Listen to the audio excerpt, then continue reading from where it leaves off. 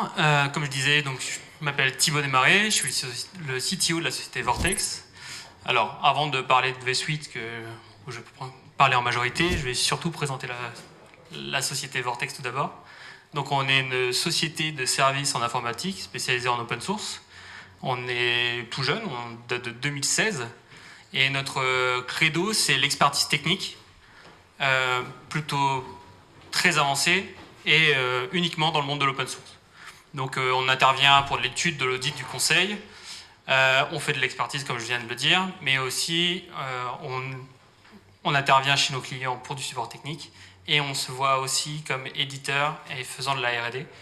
La partie R&D fait une grosse partie de notre temps et notre temps de travail. Et en fait, on considère que l'open source, c'est surtout un écosystème qu'on doit alimenter, plus qu'on doit piller. Voilà. Et on s'appuie sur un gros réseau de partenaires, dont BlueMine, mais pas seulement. On a des éditeurs et des sociétés de services où on sert de niveau 3 ou de support à leurs équipes, comme Sopra, comme Atos, etc. Donc, comme je disais, on fait de l'édition. Donc V-Suite, vous allez en entendre parler, mais on travaille aussi sur des solutions plus infrastructure, parce que notre métier de base, c'est plus l'infra, par le biais d'une solution qui s'appelle Wopla, qui est une solution qui offre du déploiement de VM, de cloud et de solutions de gestion de conteneurs.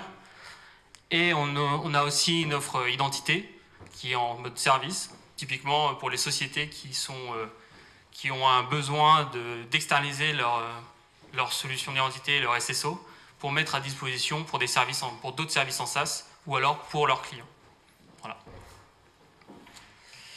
Alors, qu'est-ce que c'est V-Suite? Alors, au premier BlueMine Summit, on avait déjà présenté V-Suite.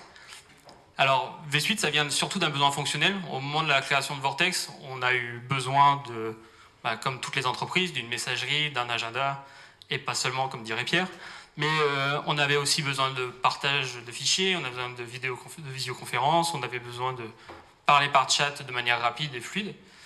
Et tout ça, comme notre ADN, c'était de faire du SSO, car on est contributeur d'un produit qui fait du SSO. On a voulu avoir le besoin fonctionnel, plus le fait de simplifier la vie au maximum. Donc le portail V-Suite, à la base, c'était nos premiers clients. Et après, on a répondu aux besoins d'autres sociétés. Alors, pour répondre à des besoins fonctionnels, on est des techniques, donc on répond avec des solutions derrière. Donc comme je le disais, on est contributeur d'une solution de SSO qui s'appelle Lemon LDAP, qui est un web SSO qui permet de gérer l'authentification unifiée pour d'autres applications. Bien sûr, on a choisi du BlueMine pour faire la partie messagerie et la partie contact, etc. Et on a choisi après des solutions qui étaient les références dans le milieu. Donc pour la partie partage de fichiers, on a utilisé Nextcloud. Pour la partie chat, on a utilisé RocketChat. Et pour la partie visio, on a utilisé Jitsi. Sachant que, comme je le disais, on fait beaucoup d'identités, donc on continue de faire beaucoup d'identités.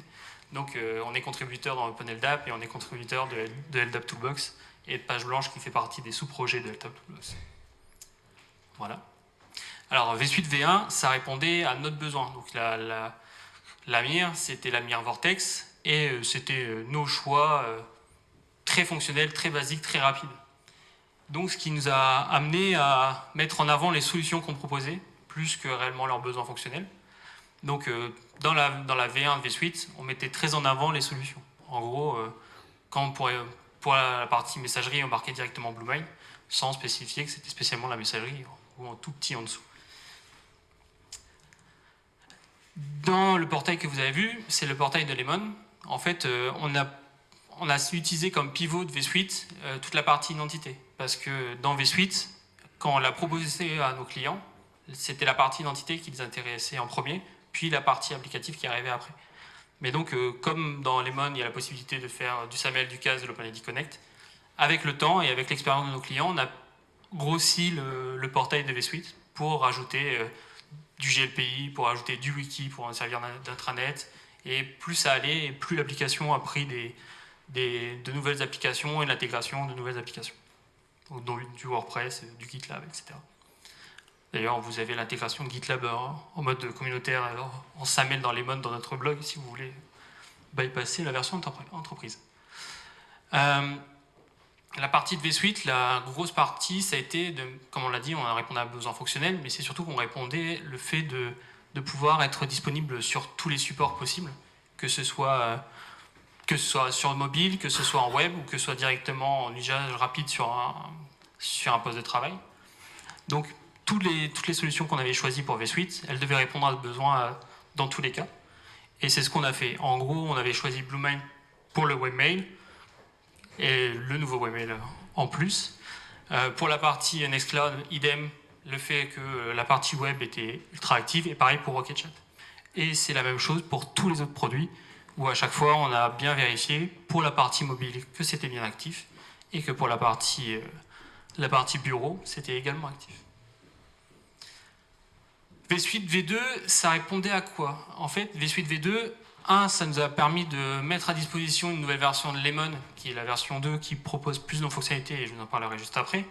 Mais c'est surtout aussi une réponse un peu moins technique, et on a mis plus en avant le fonctionnel.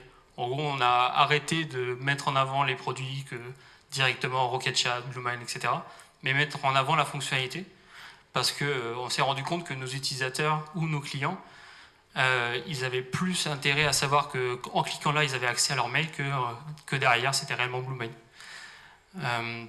Donc, ce besoin, il est venu de là, et on a simplifié au maximum l'UI pour qu'il n'y ait pas d'informations en trop, pour permettre de simplifier l'usage. Alors, il n'y a pas que de l'esthétique. Dans V-Suite V2, on a aussi changé nos manières de faire. On a changé de distribution en dessous. On est passé sur du Rocky Linux. On s'est rendu de plus en plus compatible Kubernetes et Podman pour pouvoir être déployable dans des environnements le plus différents possible. Comme je l'ai dit, on a changé de version de Lemon. Donc ça nous a permis d'avoir de nouvelles fonctionnalités. Et on a aussi fait le choix de changer de version de solution de chat suite à la nouvelle politique de Rocket Chat sur la partie notification et la version pro. Donc l'intégration de Lemon 2, ça nous a aussi permis de mettre en avant tout ce qui était 2FA, MFA pour l'authentification, ce qui était une grosse demande de nos clients, de pouvoir améliorer leur sécurité sur la partie authentification. Comme je le disais, on a surtout changé Rocket Chat pour un passage vers Matrix, car Rocket Chat a rendu payant les notifications. Et on a choisi le Matrix parce que Matrix pouvait nous permettre de faire une transition douce avec une fédération entre Rocket Chat et Matrix, puis une bascule complète vers Matrix. Donc ça permettait à nos utilisateurs de pouvoir continuer d'utiliser Rocket Chat parce qu'ils étaient habitués et de pouvoir, pour les nouveaux, s'inscrire au sein de Matrix. Alors, l'objectif, c'est que la V-Suite V2 sorte fin d'année de cette année 2022 et que nous l'open sourcions complètement avec les déploiements dans Kubernetes et les Podman Compose pour pouvoir les déployer facilement fin de cette année. Début de l'année prochaine, parce qu'on sait que tout le monde a du retard. Alors, comment pouvoir déployer V-Suite chez vous ou pour votre usage? Donc, comme on le disait, on a tout fait pour que ce soit déployable au maximum partout, que ce soit sur machine physique, sur machine virtuelle, mais aussi au sein de gestionnaires de conteneurs. On a aussi, quand on le fait chez vous directement, on s'intègre à votre solution d'identité. En gros, au sein de V-Suite V2, il porte son annuaire et on a tous les outils de synchronisation pour se connecter au vôtre. Et on tâche d'intégrer au maximum toutes les solutions qui existent déjà chez vous au sein du SSO qu'on déploie. Bien sûr, on a une autre manière de faire. On peut le déployer chez nous en SaaS. Donc pour vous, c'est un environnement complètement isolé. Il n'y a pas de partage de fichiers avec d'autres clients.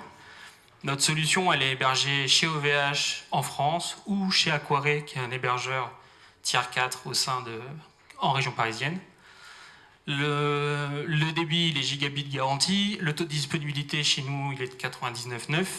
Nos sauvegardes sont quotidiennes et pas quotidiennes. Et on a une rétention de 10 jours, sachant qu'en réalité, on a plus une rétention de 30 jours. Et on a des GTI de 1 heure et des GTR de 6 heures. Alors, en théorie, pour l'instant, je touche du bois, on n'est jamais arrivé dans les GTR de 6 heures.